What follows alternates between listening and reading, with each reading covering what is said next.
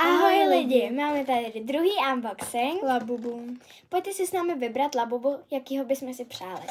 Tak já bych si přála asi toho Sea Salt Coconut, toho modrýho, anebo nějakýho z těch hnědých. A já bych si přála toho Green Grape, ten se mi strašně líbí, anebo Leech Cherry, anebo ten Secret. Jinak se mi líbí všechny, kromě těch hnědých, ty se mi moc nelíbí. Pojďte si ho s námi otevřít.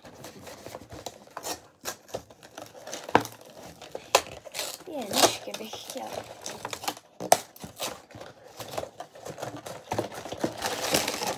Tak.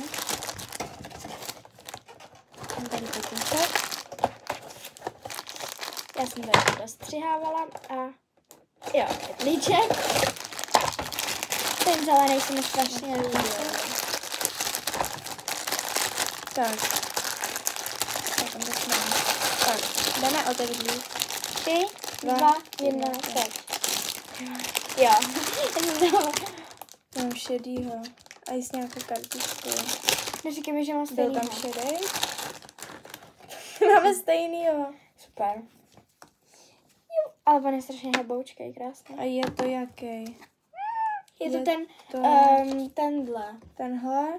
Ten si přála. Sea Same Bean. To je úplně Tady měkký, ten. kámo. Máme teda stejnýho. Jupi.